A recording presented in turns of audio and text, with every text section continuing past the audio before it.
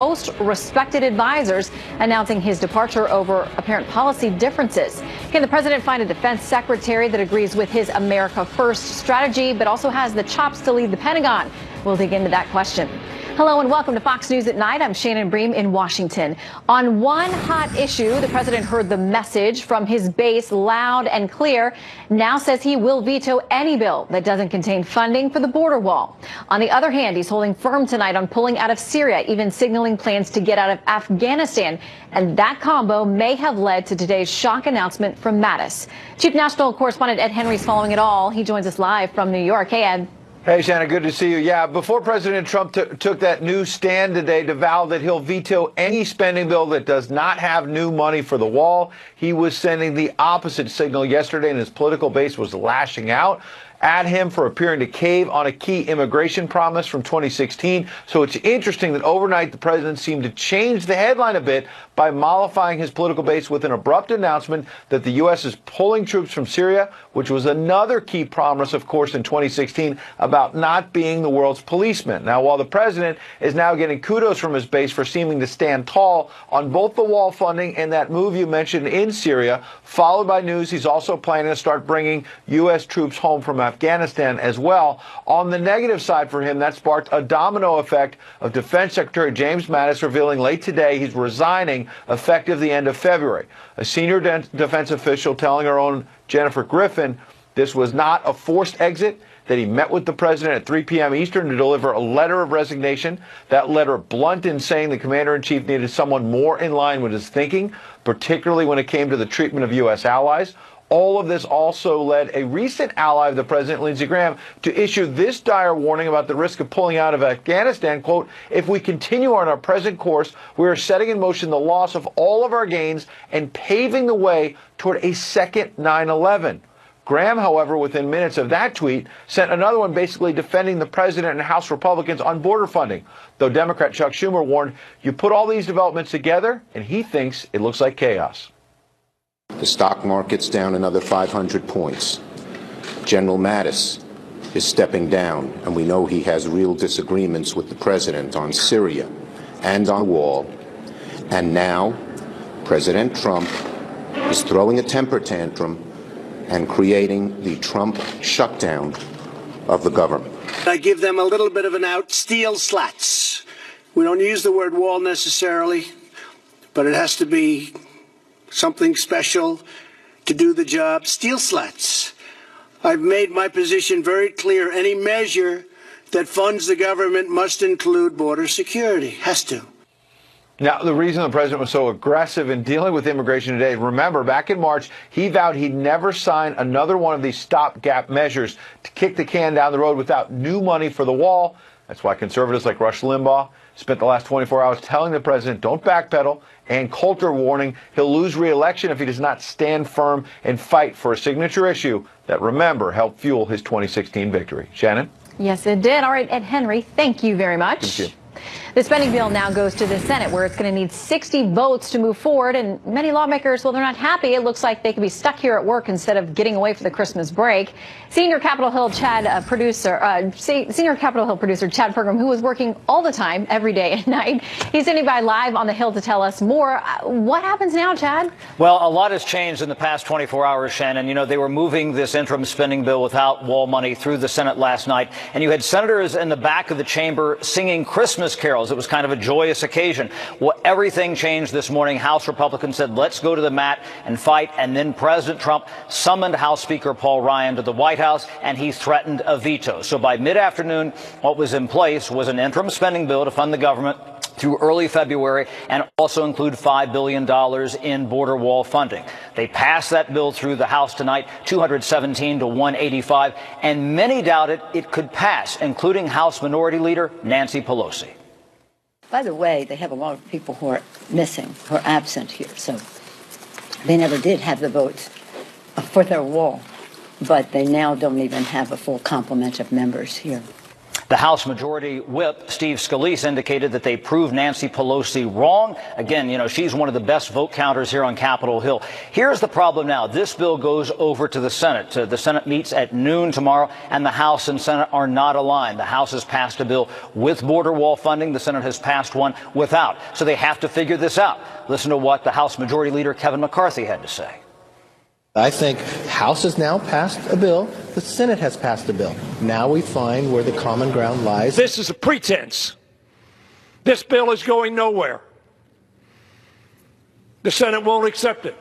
And the reason they're going to have a problem over there is they need 60 votes to overcome a filibuster. There are only 51 Republicans in the Senate, Shannon. And this is why about 24 hours from now, we could be facing a government shutdown. All right. Well, you and I may be doing this tomorrow night then again, Chad. Indeed. Thank you very much for staying late with us. Thank you. All right. Immigrants seeking asylum along the southwest border will no longer be released into the U.S. while their cases play out, which can take years, and many of them never show up for court hearings. Instead, the new policy will force the migrants to wait in Mexico during that time. Trace is on the case from our L.A. newsroom. Hey, Trace. Hey, Shannon, this is a very strong illustration of how the Central American caravans have backfired on the migrants who joined them. Remember, just a few months ago, prior to the caravans heading north, every day at the U.S.-Mexico border, migrants applied for asylum. The Department of Homeland Security says 3 out of 4 passed the initial screening, but completely resolving their cases, of course, took years. And during that time, they were released into the United States and were able to put down roots. In fact, when their asylum claims finally came up, most immigrants failed to show up for court. Now, in a very aggressive move, President Trump has changed the policy, and asylum seekers will no longer be released into the U.S. Instead, they'll be forced to wait in Mexico. The Mexican government says this policy change was a unilateral decision by the Trump administration, but Mexico has agreed to allow the migrants to stay in Mexico temporarily, and they'll even be allowed to look for jobs. Now, coincidentally, this agreement comes just a few days after the U.S. pledged $10.6 billion in aid for southern Mexico and Central America to improve their economies and make people less compelled to leave. Clearly, some of the Central American migrants waiting in Tijuana do not like it. Watch. I am not here asking Mexico for asylum, otherwise I would have requested it and would have obtained it already. I am going to the United States to ask them for asylum, so they cannot start a procedure over there and use the soil here. I am going to ask for asylum there, and I hope the law or the measure being taken is not true. Of course, it is true, though it does not apply to children traveling alone or to Mexican asylum seekers. Immigration advocates and groups like the ACLU and Amnesty International say the president's new asylum policy is a stark violation of international law and, quote, the end result could be the endangerment of thousands of families and individuals seeking protection. We should note, as of September 30th, U.S. border authorities received more than 92,000 credible fear claims. That's the initial step toward asylum. That's up 67% from the same time last year. Shannon. All right. Trace Gallagher in L.A. tonight. Thank you very much, Trace. Well, few know more about the policies like the new one announced by DHS on immigrants seeking asylum or the border wall than Homeland Security Secretary Kirstjen Nielsen. She joins us now on this very critical day for the president's immigration policies. Madam Secretary, great to have you with us. Great to see you. Okay, so let's talk about what was rolled out today. A bit of this is that people seeking asylum coming through Mexico to the U.S., not Mexicans, but other citizens of other countries, they will be turned around to wait in Mexico while their asylum is pending here in the U.S. That's exactly right. So it'll do a couple things. One, it will decrease illegal immigration, which is what we've been trying to do. 2, it will help us focus on those that have a legitimate claim. 3, it will reduce those that don't, because what we find, and as you know, one of our biggest concerns is we've had a 3,000% increase in asylum claims, and unfortunately only 1 in 10 are actually granted asylum. So this will help reduce that, let us focus on those who need it, but reduce the overall illegal flow. Okay, so reading a little bit today about concerns about how this will work in Mexico, the logistics there, the Washington Post has a piece saying because asylum cases can drag on for months or years, it's unclear how migrants would remain safe with access to food and shelter or how they would access legal services. It also remains unclear how Mexico will sell the deal to a domestic audience, which has resisted the idea of embracing tens of thousands of Central American migrants. Also in that piece, Washington Post, they say this. Adam Isaacson, a border security analyst at the Washington office on Latin America says this: wait times for asylum hearings are now routinely exceeding 1,200 days. That's 3 years. Is Mexico really prepared to host hundreds of thousands of people for that long while they wait for overworked U.S. asylum judges to get to these people's cases? So what we did was we took this as unilateral action, as you know, under our statutory authority. But of course, we have let the Mexicans know we were going to do it, and we've been having discussions for quite some time. So in return, they are offering shelter, they're offering education, they're offering medical care. They also, by the way, are offering asylum, and this is important because, again, for those who really need asylum, we encourage them to do it as soon as possible in that journey. They're also offering work permits, and in some cases, very specific jobs. They have about 20,000 job offers that they've collected and offered. So what we expect are the numbers will actually go down substantially, because if you need asylum, you can get it in Mexico. If you need a job, you can get a job. So we're really talking only about a very small portion who will continue to feel that they need to get asylum in the United States. Because this was a unilateral action, how confident are you in their ability and their willingness to do this long term when we are talking about years of a wait for people? Yes. So the next step, of course, is more legal paperwork. So we'll work on a technical agreement with them, but we have our teams working on that now. I'm very optimistic. They take human rights very, very seriously. They take protection of migrants very, very seriously. That's why we're calling it the Migrant Protection Plan on our side. So we will work together to make sure that those are abided by. Is any of this in concert with the $10.6 billion in aid packages announced earlier this week through, I believe, the State Department, helping Central America and some specific portions of Mexico as well? Is that part of sweetening the pot for them, that they would want to help on an arrangement like this? Yeah, I think, the aid is something that President Lopez Obrador campaigned on. It's something he feels very strongly about. It's something that we've been talking to the Mexicans and Central Americans about for quite some time, because as we reduce the pull factors in the United States, we also want to reduce the push factors there, so to help stabilize.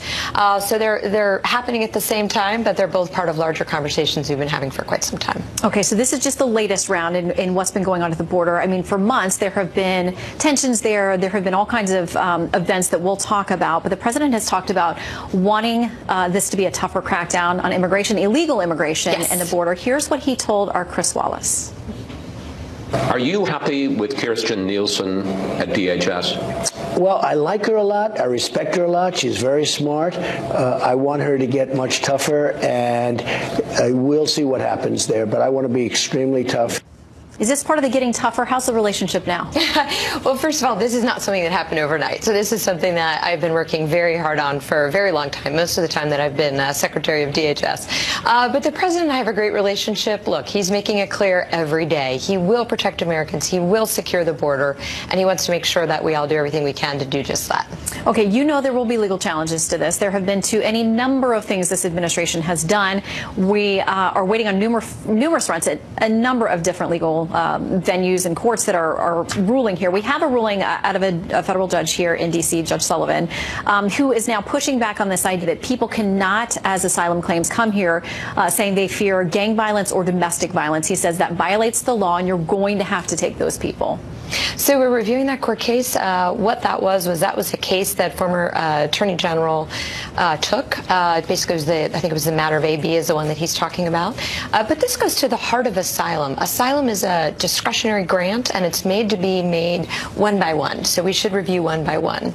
So what the Attorney General in that case was trying to reverse is giving groups asylum based on a claim. Now, there is a particular social group. That is one of the 5 reasons for asylum.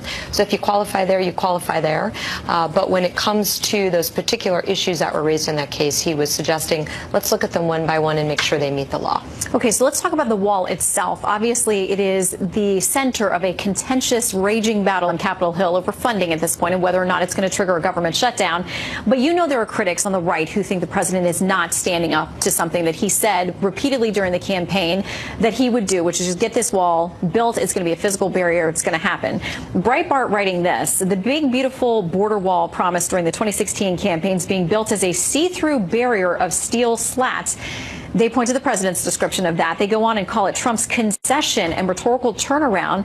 They say it comes after Hill Democrats used their leverage on the business-first leadership of the GOP and among Trump's Hill outreach deputies to repeatedly block construction of his favored concrete walls. Has the wall changed? Is the president making a concession? How would you characterize it? Well, first I would just say walls work.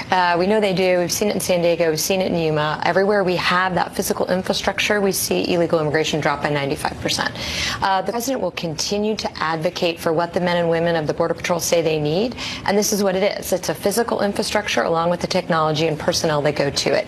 The important thing to understand is there's 2,000 miles of border. So what we need in one location is not the same as what we need in another location. In fact, in a desert, we have a floating wall.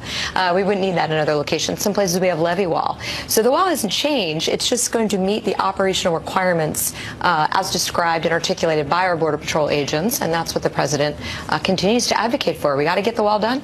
Okay, much more to discuss. Stick around. Thank you for this first portion, but we're going to have a whole lot more with the secretary. We'll be right back. 283. Welcome back. We've got more with Homeland Security Secretary Kirstjen Nielsen just ahead. But first, a story from California where the state is holding fast to its sanctuary policies. Tonight, it looks like that decision may have led to a man being released who then went on a deadly rampage. William Lajeunesse has the tragic story. Well, Shannon, California sheriffs warned Governor Brown and Democratic lawmakers that one day they could have blood on their hands if they made California a sanctuary state. Well, that day is here, according to Central Valley Sheriff, because the law prevented him from honoring an ICE detainer on 36-year-old Gustavo Garcia, a career criminal, a violent offender with 2 priors and 2 deportations. So instead, the law forced the sheriff to release Garcia, leading to this: 2 dead, a car chase, and a shootout with police.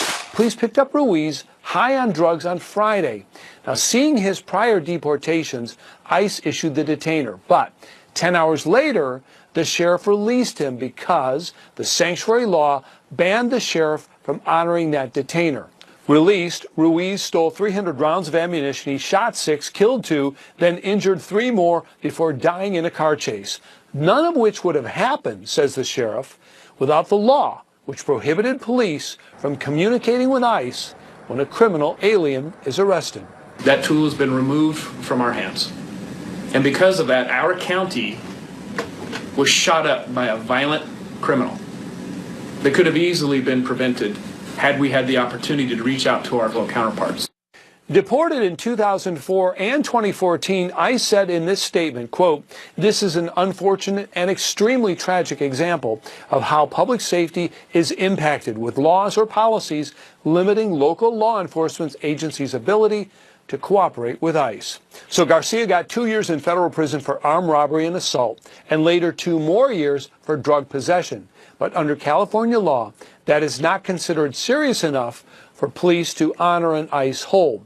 Out of 200 ICE detainers, the sheriff said he is forced to ignore 75%. Shannon? William Lajeunesse, thank you. And we're back now with Homeland Security Secretary Kirstjen Nielsen as she joins us on this very critical day for the president's immigration policies. And you saw there, Madam Secretary, just discussing this case in California where somebody who'd been deported multiple times, had numerous criminal allegations in the past, firearms, drugs, violence, all kinds of things, not held on an ICE detainer because the law enforcement officials there in California say they can't because of sanctuary city policies, gets out, wreaks havoc. What options do you have? You know, this is a particular issue that's of great concern to both the President and the Department of Homeland Security. We actually are the largest federal law enforcement agency in our country. We have thousands and thousands of sworn officers. This concept of cities pitting law enforcement, federal law enforcement against state and local law enforcement is not only puts the safety and security of our officers, our communal officers at risk, but the communities themselves that they're trying to serve. Sanctuary cities is an example of a misunderstanding of what it means to cooperate with the federal government. In this case, all we ask is that when you are releasing a convicted criminal, you let us know. We will then come pick them up in a secure and safe area. We will not put the community at risk. We will not put our officers at risk, and then we will be able to do our job. So it's a misunderstanding, but now it's turned into a political fight. I hope that we can continue to work with state and local governments to work through this, but it is vital that law enforcement be able to work with law enforcement. Okay, so let's talk about the case of 7-year-old Jacqueline Call. It's captured headlines. Everyone seems horrified across the board about the fact that this young girl died. Now, there are reports that her father told the Guatemalan consul, and he has a very specific native dialect. I mean, Spanish is not his first language. But he said to the consul that he thanked the officials who helped them. He wanted to thank the first responders. He thought, at least according to this consul, that everything that could be done was done for her despite her passing. There are a number of attorneys now who have stepped up and have said that they're representing this family and they have questions. That includes one of them, the attorney Enrique Moreno. He says, they said that Jacqueline and her dad were not given water during the roughly 8 hours they were detained at the Antelope Wells port of entry, waiting to be taken to the Border Patrol station. He says, the attorney, that he doesn't understand why Jacqueline, whose father said she was sick and vomiting, wasn't examined before she was taken on a bus from New Mexico's Antelope Wells port of entry to the Border Patrol station about 90 miles away. So I can't speak to that, but what I can tell you is what the father told our agents on the scene. Unfortunately, this was part of a large group, about 160 migrants. They approached the border in the middle of the night, unfortunately in the middle of nowhere. We had 3 Border Patrol agents who were able to apprehend them. I should pause there and say we save 4,200 migrants each year, because often the Border Patrol might not be there as they make this journey, you know, in this case, the middle of nowhere. So what we do know is when the father first spoke to our agents, he did not indicate. In fact, he said that there was nothing wrong. Food and water was provided. Then later, we had 2 bus loads, because keep in mind, this is 90 miles from any infrastructure. So the first one that went was of UACs. That's our protocol. We take care of them first. This child was with her father, who did not indicate there was any distress. Once the child got on the bus, he did indicate that she was vomiting. And then the Border Patrol agents did everything they could to take care of her. They got her as quickly as possible to an area where she could receive medical care. They actually revived her twice. They enabled the father to get to the hospital. He didn't fit into the air flight because it was small. As she was taken. As she was taken. And you know, I commend them. It's an extraordinarily difficult job. This has hit them very hard. It is a terrible tragedy. 1 death is way too many.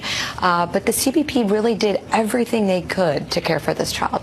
Can you tell us what will happen next as far as an investigation, who will oversee it, what kind of timeline there'll be for some more concrete answers? Sure. So CBP itself immediately opened up its own investigation that now has been transferred over to the Inspector General for the department. So CBP will be working with him, as will we, to find out what we can do to strengthen procedures. But again, middle of nowhere, middle of the night, no infrastructure. It makes it extraordinarily difficult to give care to somebody who, unfortunately, in this case, turned out to be very sick. I want to ask you a reaction. Word that the Defense Secretary is going to retire. It's common that there are changes to an administration a year or 2 in. Can you tell us anything about your plans or reaction to his decision to leave? Secretary Mattis has proved to be an incredible partner of ours. We've signed a monumental memorandum of agreement between our 2 departments to work on cybersecurity together. He certainly has been very supportive of our border security mission. He helps us with our counterterrorism mission as we look to fight the terrorists abroad so they don't come here. So the home game and the away game, we work very closely together. I have complete admiration and respect for him and have so enjoyed working with him. I want to ask you about something else. I mean, this headline, I'm going to be frank, it struck me as a bit sexist. From the Washington Examiner, it says, Nielsen expected to be forced out at DHS when Protector Kelly leaves White House. And they quote someone saying they don't expect that after General Kelly departs that you would stay. That was just my initial reaction as a woman, that you would need a protector or someone to keep you safe at the White House. How do you respond to something like that? Well, first of all, I'm still here. I'm still doing my job, still doing the job that I swore an oath to do. It is a bit sexist, but, you know, I find this fascination with all the politics at the White House and the intrigue to just be disappointing, because there's a lot of work we have to do at DHS. We have 240,000 men and women every day wake up to secure this country. So I will continue to support them and continue to secure the homeland. And part of your job is being on the Hill. I want to play a little bit of what Congressman Gutierrez said today, talking about shame on everybody who is doing anything to separate children and families, and give you a chance to respond. Here's what he said today. Shame on everybody that separates children and allows them to stay at the other side of the border, fearing death, fearing hunger, fearing sickness. Shame on us for wearing our badge of Christianity during Christmas and allow the secretary to come here and lie. Your response? Well, as I think I said in the hearing, first of all, calling me a liar of fighting words, it's not appropriate, it's not professional, it's not accurate. But secondly, again, we had no policy to separate families to the extent that parents were separated from children, just as in the Obama administration, just as in the administration before, happens in 3 instances: when the child's welfare is at risk, secondly, if the parent has committed a crime and needs to be taken to a criminal area where we wouldn't want to take a child, or if the person is not related to the child, which unfortunately we have. We've had a great increase in fraud because they know if they grab a kid, in some cases, and come to the border, the smugglers and traffickers teach you that you can get in. So I think my whole exchange, honestly, I found to be offensive, but mostly offensive on behalf of, again, we have 240,000 men and women who get up every day to enforce the law. The law says if you come here illegally, it's a crime. That's what we did. We tried to enforce the law. Well, we know that many of them are on the front lines facing very dangerous situations every day, and they do this willingly. So we thank those who are willing to come up and serve their country in that way. And Madam Secretary, we thank you for your time. Well, I appreciate that. Thank you.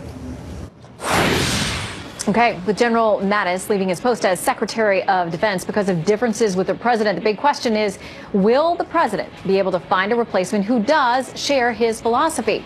Joining us, Congressman-elect Michael Waltz and Mark Thiessen with the answers when we return.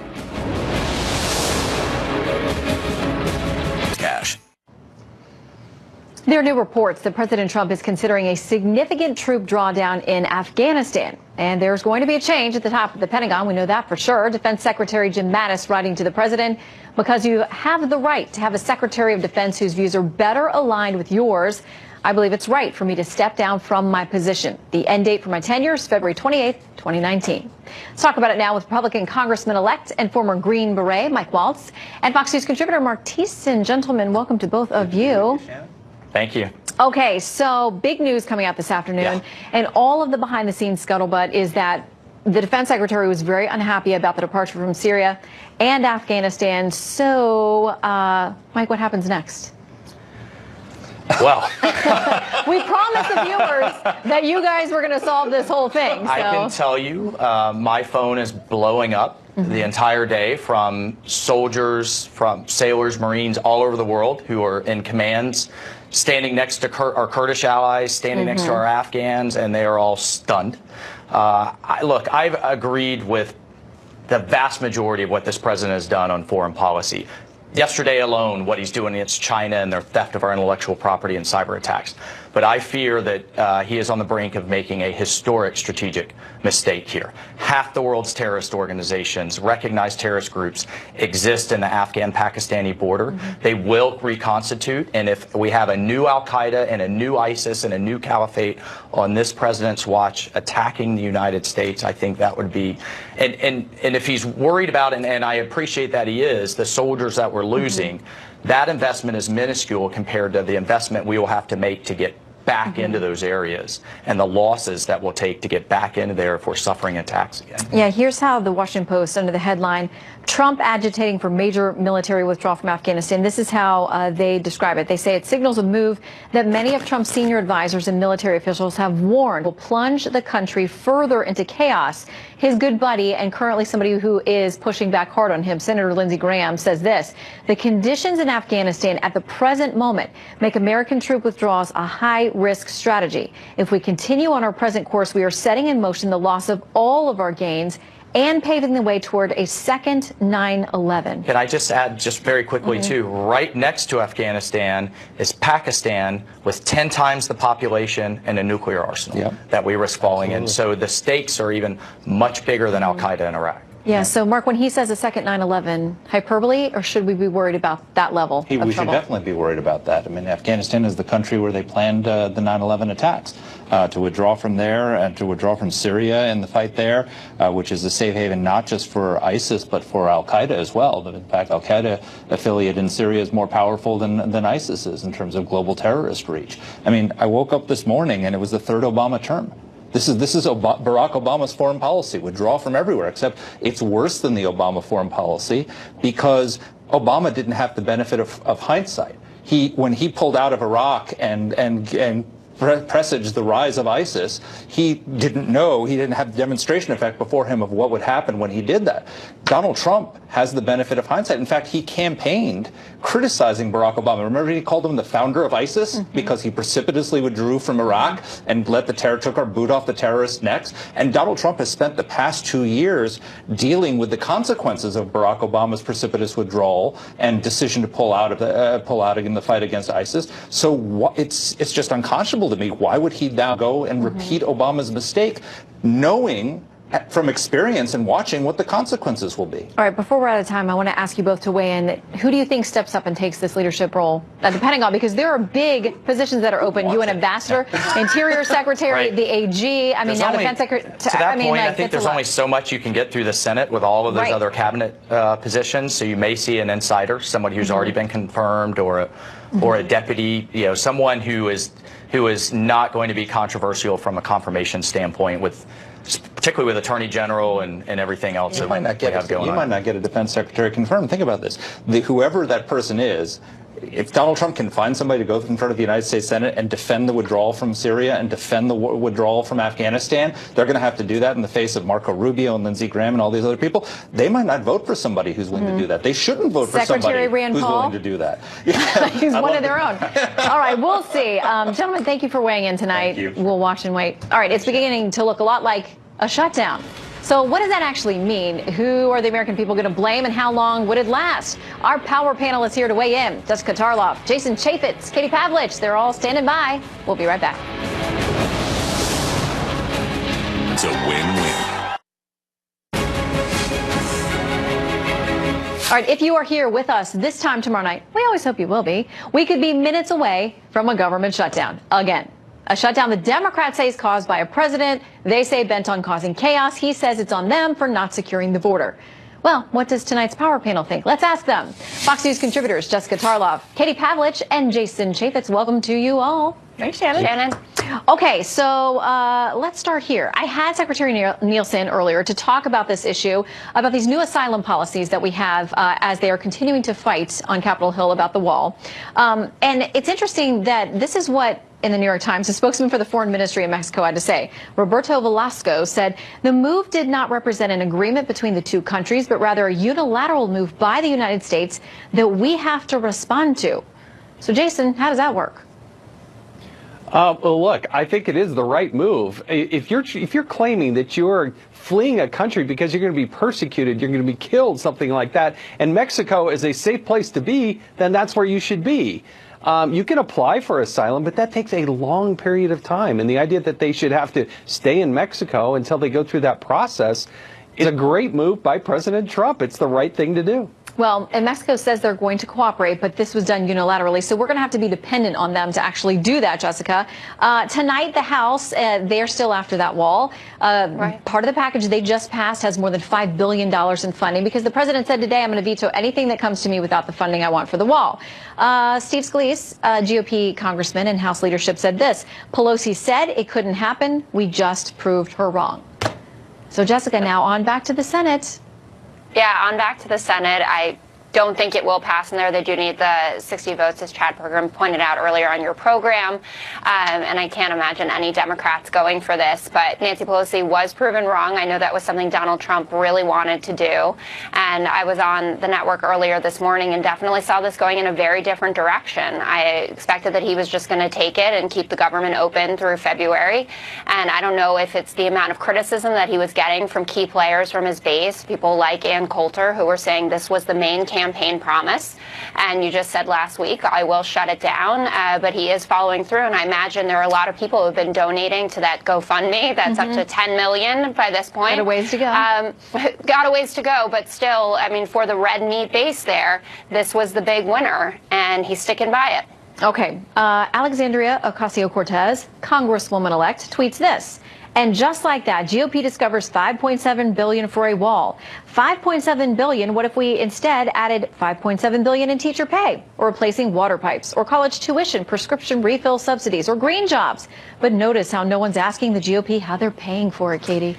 Well, look, I think that we don't need to be conflating border security with all these new social programs that she just wants to give out to everybody. It is the government's job to provide national security, which is border security, according to this administration. It's not the government's job to provide free everything for everyone.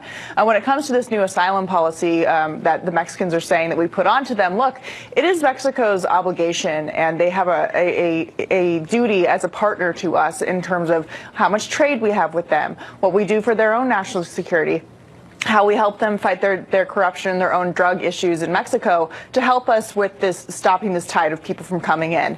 And it's a smart move by the administration, and I applaud them for continuing to find ways to end this flow of people, because it is a crisis that Congress has not dealt with.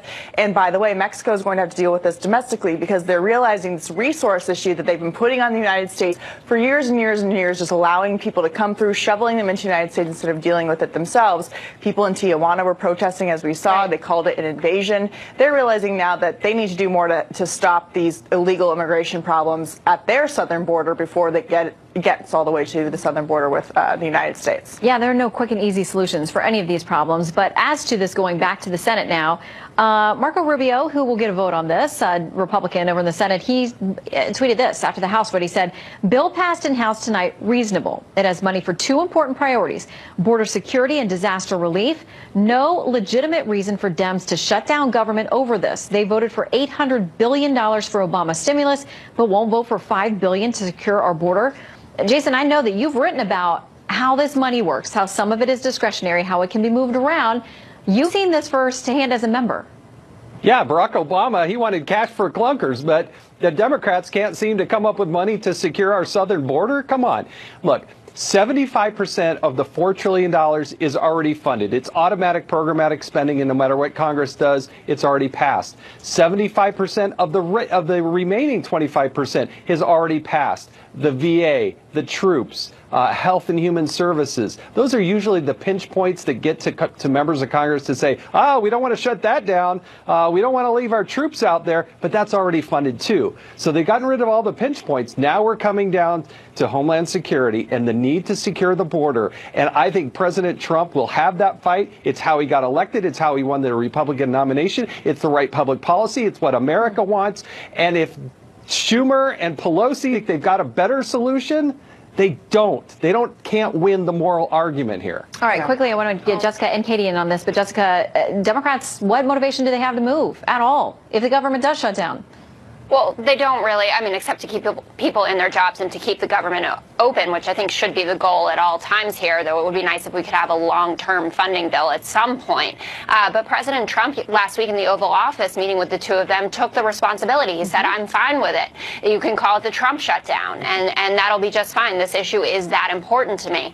But to say that Democrats are not concerned about border security when we know that the Gang of Eight and the Gang of Six had an equal number of Democrats in it to Republicans, and they were willing to put more money in to get troops and to get more fence. It's absolutely true. Before we run out of time, they never had a majority. Quick final word to you, Katie. Well, I will agree with Jessica that it would be nice if we have a long-term agreement that we're not always up against these crises in Washington, D.C. It would be nice if we weren't always doing that. But to say that the Gang of Eight or the Gangs of Six with a border security bill, those were amnesty bills that were not border security bills. What we're talking about here with the $5 billion that has been asked for is strictly to secure the border and to stop an illegal immigration flow of both bad people and people who are coming here who need to go through the proper processes and follow our laws in the way that they should. All right, we'll see what the Senate does tomorrow. Thank you to our power panel. Great to see all of you. Thanks a lot. Merry Christmas. Merry Christmas. All right, 'tis the season for giving back. Next up, you're going to meet some extraordinary folks who are making this Christmas season special for others, our Christmas heroes, when we return.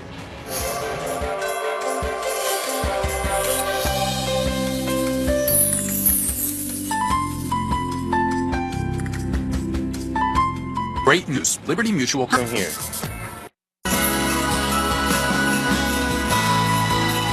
Time now for Christmas-themed Midnight Hero. Now, every night, we like to try to celebrate ordinary folks doing good just because it's the right thing to do. And because it's all such a relief from the daily dumpster fire that is D.C. All right, so here's tonight's special look at Christmas Midnight Heroes all across the world. Fights over borders and wars ripping Washington apart. But what we hear from afar gives us reason to take heart. It's almost Christmas, and there are heroes galore, like the boy who earned money working in his uncle's store. He paid off the lunch debts of other students at Avalon Elementary School. That's Orlando fifth grader Armin Shaw after his heroic feat, worried his fellow fifth graders don't get enough to eat. To St. Louis now, EMTs and firefighters from Engine House 33, bringing Christmas cheer for children suffering through tragedy. In a deadly crash, they lost their mom. Dad's still in the hospital, but thanks to these heroes, there were gifts so plentiful. It makes me a lot of happy. To Indianapolis now, and a dose of Christmas zeal, where police officers sang for little ones trying to heal. Some have broken bones and body parts causing them pain. It takes my mind off of a lot of things. Or 14-year-old Marissa Goodwin recovering from surgery on her brain. It's really cool. I didn't expect that for them to come, so it was a surprise. And hundreds upon hundreds came with just 24 hours' notice to answer a dying man's last wish, hearing caroling for Christmas. Absolutely fabulous. I've never had anything like this in my life. And I want to thank everybody for coming. So take heart, despite what you see here on cable TV, there are many, many heroes still across the land of the free.